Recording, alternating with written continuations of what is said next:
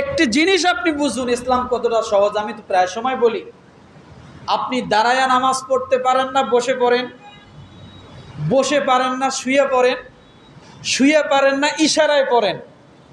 নামাজ ফরজ, নামাজ সুন্নত নফল না ফরজ বলেন তো? কি বলেন? ফরজ হুকুম যদি দাঁড়ায়া নামাজ পড়া কি কথা বলেন? দাঁড়ায়া নামাজ পড়া ফরজ, নামাজ পুরোটাই ফরজ। তাহলে দুই ফরজ, দাঁড়ানো একটা ফরজ, নামাজটা কি এক ফরজ। কিন্তু আল্লাহ সে দুই ফরজের বিধান কি করতেছেন? তুমি যদি দাঁড়াইতে না পারো বসে পড়ো, ফরজটাকে আল্লাহ ডাউন করে দিলেন। তুমি যদি বসে না পারো শুয়ে পড়ো, তুমি যদি শুয়ে না পারো ইশারা দিয়ে পড়ো। কথাটা বুঝতে পারছেন? তুমি যদি ইশারায় না পড়তে পারো তুমি শুধু জহরের নিয়ত করো। সুবহানাল্লাহ বলবেন? আচ্ছা, ইসলাম এই নামাজের ক্ষেত্রে কঠিন করছে না সহজ করছে? কঠিন করলো না সহজ?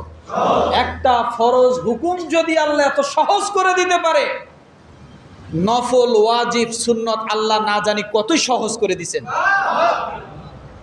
আপনি সফরে যাচ্ছেন, 4 রাকাত জোহরের নামাজ পুরোটাই ফরজ, 4 রাকাতই ফরজ। সফরে যাচ্ছেন, আল্লাহ কি করছেন? 4 রাকাত বাধ্যতামূলক করছেন। কি করলেন? 2 রাকাত পড়ো। কয় রাকাত?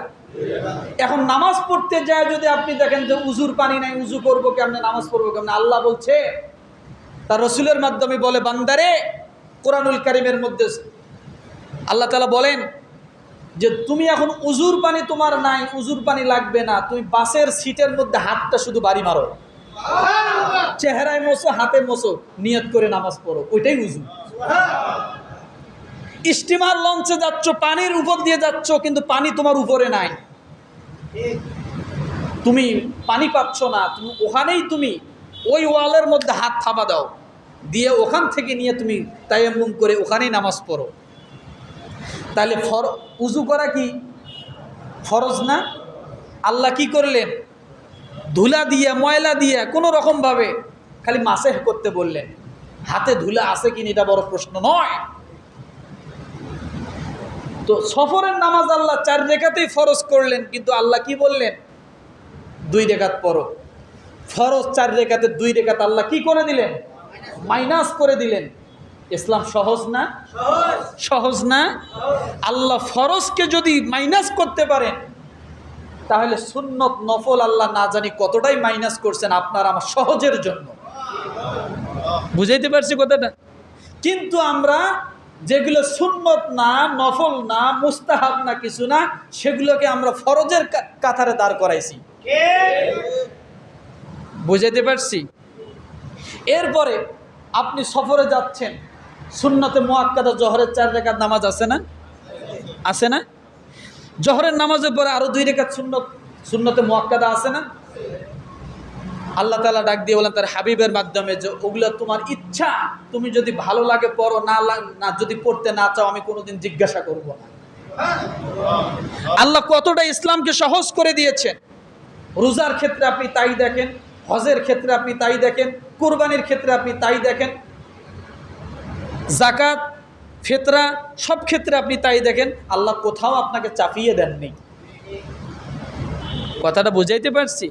কিন্তু আমরা ইসলামকে, যেগুলো ইসলাম না সেগুলোকে ইসলামের মতো করে দাঁড় করাইয়া আমরা ইসলামকে দাবায় দিয়েছি, ইসলামিক জিনিসগুলোকে আমরা ইসলামের কাতারে দাঁড় করে ইসলামিকভাবে দেখাচ্ছি।